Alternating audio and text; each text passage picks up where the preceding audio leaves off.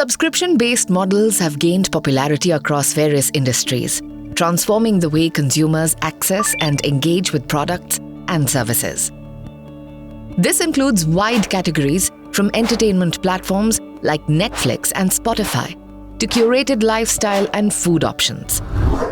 This shift represents a departure from traditional transactional models where consumers pay per use, per item, or per service. The allure of these subscription models lies in the promise of convenience, value, and often personalized experiences.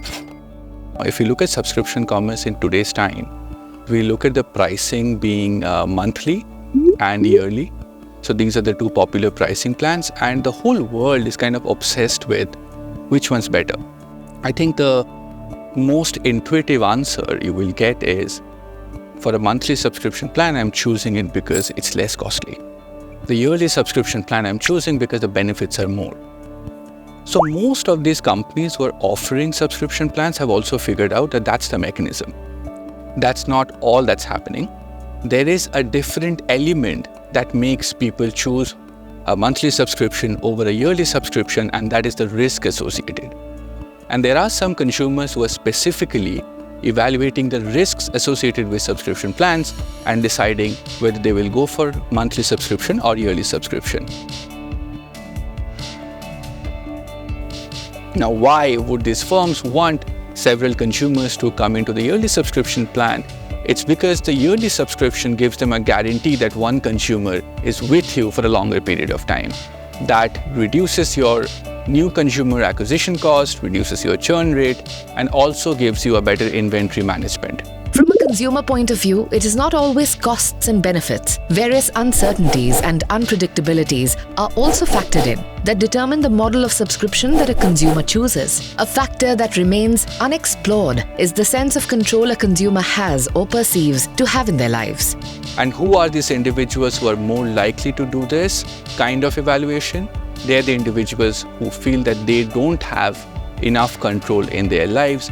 These consumers are any of us. It's just whether at that very point in time you are feeling you have enough control or not could determine your risk-based evaluation. An important variable is therefore introduced through this research. That is, the degree of control. While it may seem like we always have and might want to have control over everything we do, that isn't always the case. Think of a simple example. You book your ticket, you're on the way to the airport, and you get a text message saying your flight has been cancelled. Now, you had meetings lined up where you had to go, and all of a sudden you feel, this is the weather, this is not me. I have lost entire control of what I was supposed to do. Now, these things keep on happening. How does this apply to subscription models? Consumers evaluating OTT subscriptions could consider financial and product performance risks. With yearly subscriptions, consumers risk dissatisfaction with content or service changes over time, sometimes also incurring higher costs when switching to other platforms.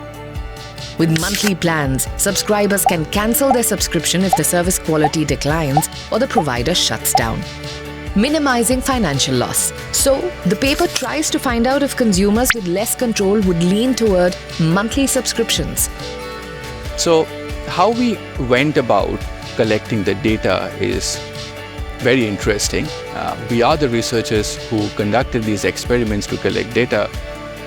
So, a degree to which we would find it interesting is probably not counterintuitive. But what we did was, in order to manipulate the degree of control an individual would have, we employed some different techniques. In one experiment, a set of individuals were asked to note down instances from the past week where they felt they did not have enough control in their life, whereas the control group was asked to think of a moment when they felt that they did have control in their life. In another experiment, participants were asked to list down the things they could not do during COVID to have them recollect their lack of control. An online ad was run after a point in time within this Indian population where they were exposed to two subscription options, monthly and yearly.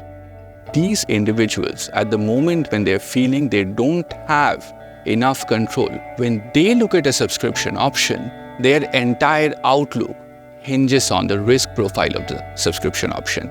And they are way more likely to choose a monthly subscription plan compared to a yearly subscription plan.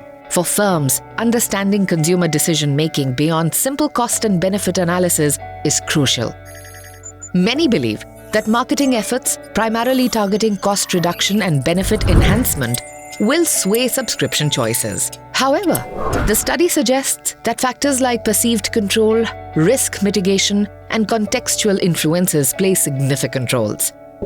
This means that firms must adapt marketing strategies to address these drivers of consumer behavior. And how they can do it is very simple. They can offer some risk mitigation techniques, one of which would be give them an option to use that platform, use that service or the product for 7 days without paying any money, which we popularly know as a freemium model. And the other option is give them some long-term information. These are the things that we're planning to do over the next few months. That information will also help them mitigate the amount of risk that they were previously associating with your yearly subscription.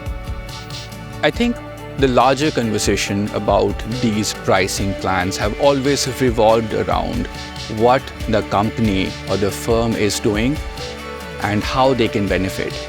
But I am a consumer behavior researcher, and I think a part of the onus is on us to look at this whole interaction between the consumer and the firm from the lenses of a consumer.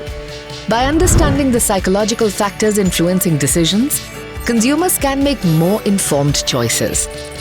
This awareness empowers consumers to evaluate their usage needs and avoid suboptimal decisions driven by risk aversion during moments of low control.